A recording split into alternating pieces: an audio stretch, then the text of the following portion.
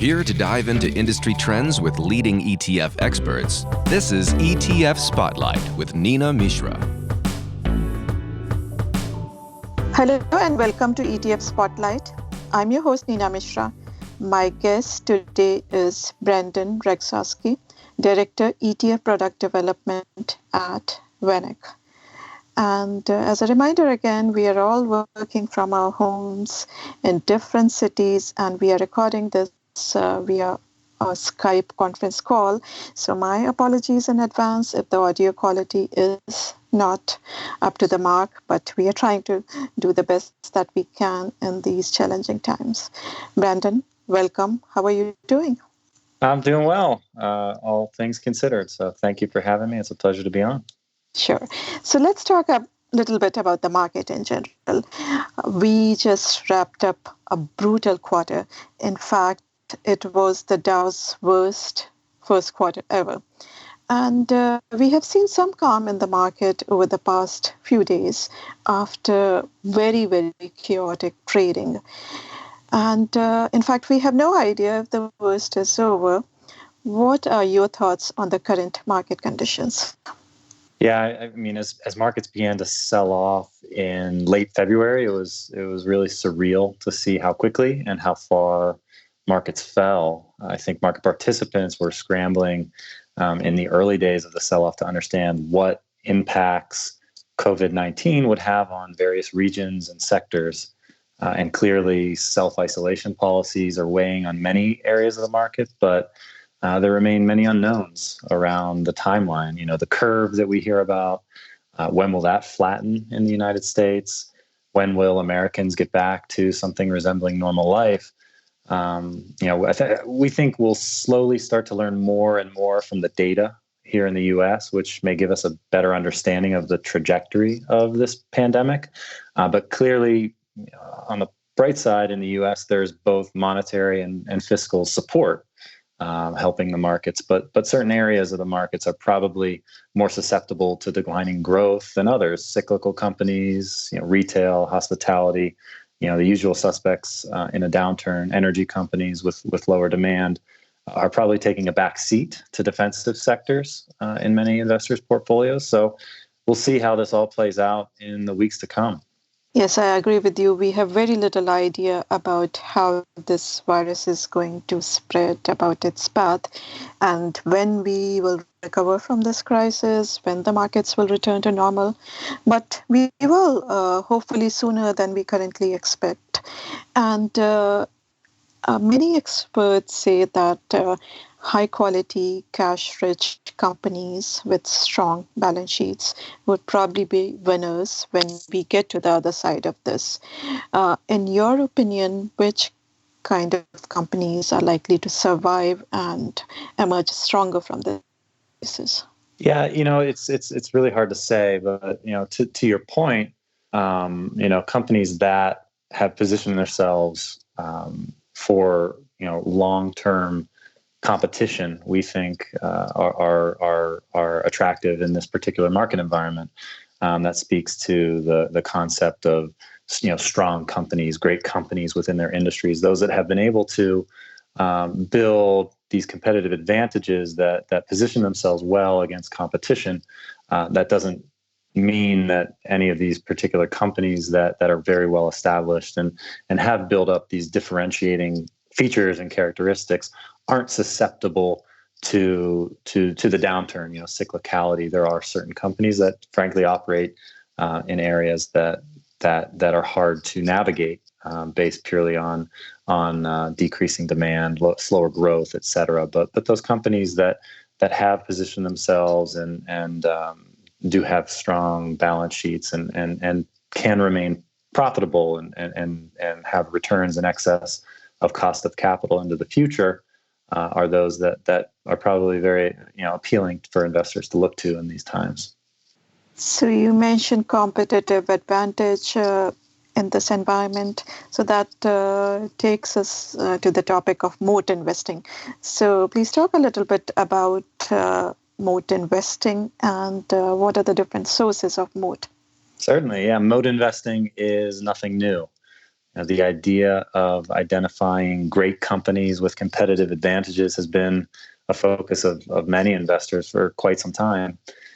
Morningstar, who VanEck works very closely with in this area, has embraced moat investing and focused their equity research efforts on identifying those companies that have built an economic moat around their business to prevent competition from eroding profits. As Morningstar analysts often say, capitalism works. Companies with profitable business models will attract competition. It's those companies, though, that can establish some barrier to competition that are well positioned for sustainable returns in excess of their cost of capital well into the future. So Morningstar's, Morningstar's 100 plus person equity analyst team assesses each of the 1,500 companies they cover globally to determine if that company, A, has a competitive advantage, and B, how long they can sustain that advantage. Those companies with the exclusive wide moat rating are expected to maintain that advantage as long as 20 plus years into the future. Narrow moat rated companies are expected to maintain their advantage for 10 plus years, and no moat companies may have no particular advantage or one that may be fleeting. So Morningstar has built a framework around their moat analysis that identifies 5 sources of moats or advantages. The first of which is switching costs. Switching costs give a company pricing power by locking customers into its unique ecosystem. Beyond the expense of moving, they can also be measured by the effort, time, or even psychological toll of switching to a competitor. The second source would be intangible assets. Though these are not always easy to quantify, intangible assets may include brand recognition, patents, and regulatory licenses, and they may prevent competitors from duplicating products or even allow a company to charge premium pricing. The third source of competitive advantage is network effect. This is present when the value of a product or service grows as its user base expands. So each additional customer increases the product's or services value. Credit card companies are a good example of this. The more retailers that accept a particular credit card, the more consumers that want that credit card, and it's a bit of a virtuous cycle. The fourth example or fourth source of moat is cost advantage. This is very intuitive. Companies that are able to produce products or services at lower costs than competitors are often able to sell at the same price as the competition and gather excess profit, or have the ability to undercut competition. And lastly, the final source of economic moat would be efficient scale. Efficient scale is the idea that in a market limited in size, potential new competitors really have no incentive to enter, because by entering the market, they would essentially lower the entire industry's returns below cost of capital.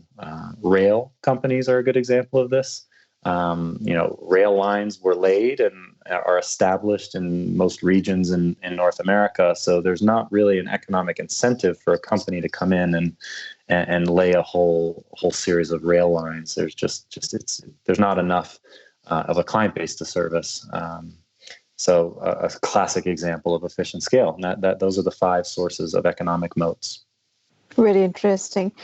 So this term economic moat that was popularized by Warren Buffett initially, and he said that he seeks economic castles protected by unbreachable moats. So can we call moat investing the Buffett style of investing? I'll tell you, Morningstar has certainly not tried to take credit for moat investing, and they give credit where credit is due. And he certainly was the first to coin the term. But we try not to associate too closely with one particular investment style. There are a lot of similarities, but there are a lot of important differences. And Morningstar has their well-defined, I'll call it repeatable process in analyzing companies and assessing their economic moats. But there's a lot more to Morningstar's moat investment philosophies, and just identifying economic moats. Valuations are also very important, and there's a lot of other aspects that can vary in terms of other famous investors. Okay, great. So let's talk about your ETF. It's the VanEck Vectors Morningstar Wide Moat ETF, ticker symbol MOAT, very easy to remember.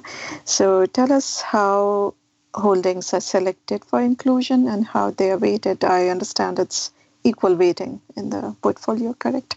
Yeah, that's right. So we've discussed identifying companies with economic moats, but as I just alluded to, equally as important to Morningstar's moat investment philosophy is assessing valuations. So Morningstar's equity research team, in addition to assigning economic moat ratings, also assigns a fair value estimate for each company in its coverage universe. The fair value estimate employs a very forward-looking discounted cash flow model to forecast future free cash flow and arrive at a company's current intrinsic value. The Morningstar Wide Moat Focus Index, which is the index that our ETF, the VanEck Vectors Morningstar Wide Moat ETF, ticker MOAT, seeks to track, will leverage Morningstar's forward-looking moat research and valuation research to select the most attractively priced wide moat companies in the US each quarter. So it's simply screening all companies in the US with Morningstar's wide economic moat rating, ranking them by their current price relative to Morningstar's assessment of fair value, and selecting the most attractive of that eligible set. This has resulted in a typical portfolio of about 45 to 55 stocks that are comprised of, as I mentioned, attractively priced wide moat companies. And to your point, the index is then equally weighted each quarter, and it's done so in order to provide somewhat of an unbiased, unconstrained exposure to these companies and allow each to potentially equally contribute to the performance of the strategy. Now, I'm looking at the top holdings. Of course, they're almost all in equal weights, but Amazon is the top holding as of now with about 3.12% weight. Then there is Viva System, Biogen, Gilead Sciences, and ServiceNow. And some of these holdings make a lot of sense. Amazon is the largest online retailer, and it has, in fact, seen a surge in business since the start of the crisis. Amazon is also the largest player in cloud computing, and cloud computing has also seen an exponential increase in usage by companies because their employees are working from home now. Gilead is there. Gilead is conducting multiple clinical trials for its coronavirus drug remdesivir. ServiceNow is also a cloud computing company. It provides enterprise cloud computing solutions. Could you talk a little bit about some of the top holdings that you like and how they create value over the long term? Yeah, certainly. And I think your summary there speaks to the fact that Moat holds both companies that every investor and even consumer likely knows, and also companies that are more esoteric with less name recognition. So let's start with Amazon, which you mentioned, and that's to some people probably a no-brainer when it comes to economic moat. Morningstar views Amazon as the most disruptive force facing the retail category over the past several decades. Its operational efficiency, network effect, and laser focus on customer service provides its marketplaces with sustainable competitive advantages that traditional retailers really can't match. Morningstar believes this should yield additional market share gains in the years to come. So in terms of profitability, despite ongoing fulfillment, technology, you mentioned Amazon Web Services, other technology investments like hardware devices, the Alexa software, as well as content investments, Morningstar still expects Amazon can generate economic returns ahead of Morningstar's cost of capital assumptions over a very extended horizon, which supports Morningstar's wide moat rating. switching gears to a little bit more esoteric or lesser known company, not in the top, I think, 5 that you mentioned, but just outside of the top holdings, is Corteva. So Corteva, if you've never heard of the company, was formed very recently, actually in 2019, as the agricultural division of the Dow-DuPont merger and that subsequent separation. But the company has a very deep history before it became Corteva. The company is a global leader in the development of new seed and crop chemical products. And Morningstar assigns Corteva a wide economic moat rating based on Corteva's portfolio of patented biotech, seeds, and crop chemicals. The company's patented products command pricing power, which speaks to the intangible assets source of moat, which we just discussed. And they protect the farmer yields and reduce other expenses such as insecticides, et cetera, for farmers. I think as Morningstar sees it, Corteva's intangible assets stem not only from patents, but also the R&D spending required for the continual development of proprietary seed and crop chemical formulations. As patents expire and bugs even develop resistance to current products, seeds with new traits and new chemical formulations must be developed. As a result, MOTI businesses like Corteva in this space must continue to invest in R&D. And Corteva, their R&D spending as a percentage of sales tops all major competitors. Okay, very interesting.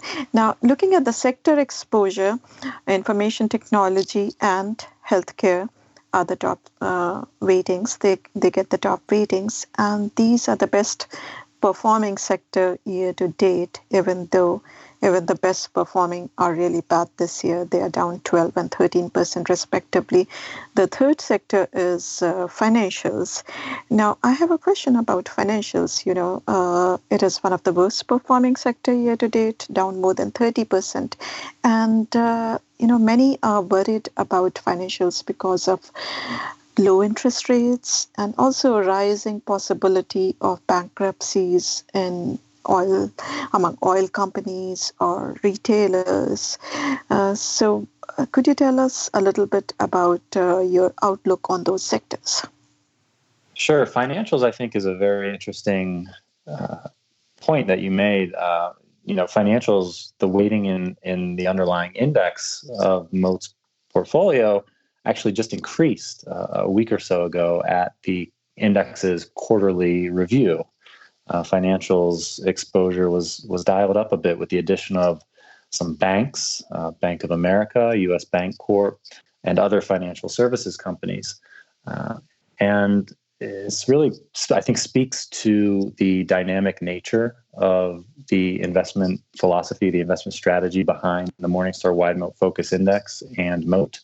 And that is that the index is really trying to isolate those companies with competitive advantages that are potentially oversold or mispriced by the market relative to Morningstar's fair value assessment. Bank stocks and other financial services companies, 2 months ago, I don't think were causing any significant concerns to investors across the market, maybe some idiosyncratic company-specific concerns, but I think many believe the U.S. banking system was pretty healthy, was in pretty good shape, and the onset of the market sell-off and subsequent Fed emergency action triggered a sell-off in bank stocks and other financial services companies. So the hope or the intent is with this particular index strategy that it has the ability on a quarterly basis to allocate to potentially mispriced or underpriced companies based on their fair value estimate. Eventually, hopefully, the market will realize this mispricing and the company's stock price will return to fair value, at which point the index may go through another review and reassess its holdings and decide to drop certain stocks that may be closer or above fair value in favor of other undervalued stocks. So that really is what led to the increase in the financials exposure by about 6%, I believe. About 4% this March. So that speaks to the financials exposure. Healthcare actually was reduced at the same time. So healthcare, although it remains the top weighting in the portfolio, was reduced by roughly 6% within Moat's portfolio after the review, speaking to some of the attractive valuations the overvaluations in the healthcare sector due to some strong performance at the beginning of the year. So in a perfect scenario, all else equal, the index will allocate to companies when undervalued, sell when they reapproach fair value, and reallocate to those companies that may be undervalued. The index review process is important to the strategy and some of its past success. I'll point to a historical example that, though not that long ago, in 2018, the index actually maintained an underweight position to the tech sector for very much of that year. And 2018 was moving in the direction of a very positive year for the market. In fact, many of the largest tech companies in the market were driving a good portion of positive returns through the first 3 quarters of the year. And Moat, the ETF and its underlying index, managed to pretty much keep pace with the market for the first 3 quarters of the year, despite its underexposure to tech. And that positioning subsequently benefited the portfolio as the fourth quarter arrived and the U.S.-China trade negotiations began to sputter. The market sold off to finish out 2018, and the underlying index of Moat, the Morningstar Wide Moat Focus Index, performed very well in that down market.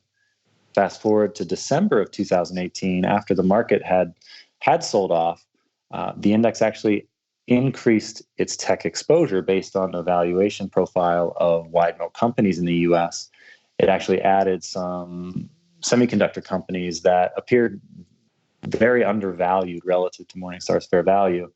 Many of those stocks that were added in December of 2018 were key drivers to the index and ETF's 2019 subsequent outperformance relative to the market. Makes sense. So you talked about 2018 performance and 2019.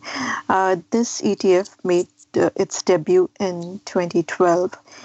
Could you talk a little bit about its performance since inception and the underlying index's long-term returns? Though I should add that historical performance is no indication of future performance. Yeah, so as you mentioned, the ETF, ticker MOAT, launched in April of 2012. So it does have a pretty long track record in the grand scheme of, non-market cap weighted beta-like ETFs. And Moat has outperformed the S&P 500 index by nearly 1.2% annually since its launch in April of 2012. That's through February of 2020. What we find more impressive is the Morningstar Wide Moat Focus Index's long-term outperformance. The index was launched in February of 2007. So we're not talking about back-tested data mining exercise returns here. We're talking about one of the rare non-market cap beta type indices with a track record that spans more than a decade and navigated the 2008 Great Recession. And since the inception in February 2007 of the index through March of 2020, the index has outperformed the S&P 500 index by 3.6% annually. So very attractive total return profile.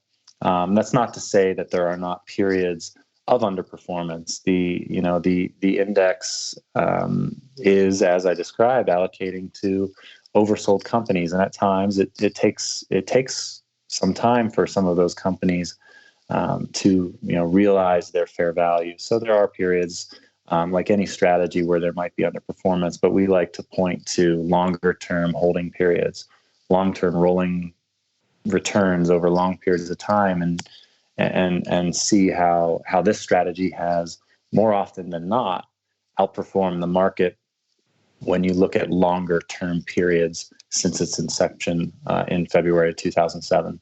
Quite impressive. So VanEck Vector's suite of these MOAT ETFs includes two more ETFs, correct? It's a global ETF with a very interesting ticker symbol GOAT, and there's an international MOAT ETF with the ticker symbol MOTI, MOTI. Please talk a little bit about those two ETFs. That's right. Yeah, MOTI, as we call it, MOTI, and GOAT, which indicates our global exposure. They represent Morningstar's geographical versions of Moat, our US-based and focused ETF. MOTI, MOTI, the Morningstar, the VanEck Vector's Morningstar International Moat ETF launched in July of 2015, and it focuses on Moat-rated companies trading at attractive valuations outside of the U.S., so global ex-U.S. exposure. And GOAT, the VanEck Vector's Morningstar Global Wide Moat ETF, launched more recently in October of 2018, which provides global exposure to Morningstar's Moat Investing philosophy. So one trade access to both the U.S. exposure offered through Moat and the international exposure offered through MOTI, MOTI. Excellent. That's all we have time for today. Brandon, thanks again for joining us. It's my pleasure. Thank you. Thanks for listening. If you want to learn more about these ETFs, please visit vaneck.com. Make sure to be on the lookout for the next edition of ETF Spotlight, and also make sure to subscribe. If you have any comments or questions, please email podcast@saks.com. This material is being provided for informational purposes only, and nothing herein constitutes investment, legal, accounting, or tax advice, or a recommendation to buy, sell, or hold a security. Do not act or rely upon the information and advice given in this podcast without seeking the services of competent and professional legal, tax, or accounting counsel. Publication and distribution of this podcast is not intended to create, and the information contained herein does not constitute an attorney-client relationship. No recommendation or advice is being given as to whether any investment or strategy is suitable for a particular investor. It should not be assumed that any investments in securities, companies, sectors, or markets identified and described were or will be profitable. All information is current as of the date herein and is subject to change without notice. Any views or opinions expressed may not reflect those of Zacks Investment Research as a whole.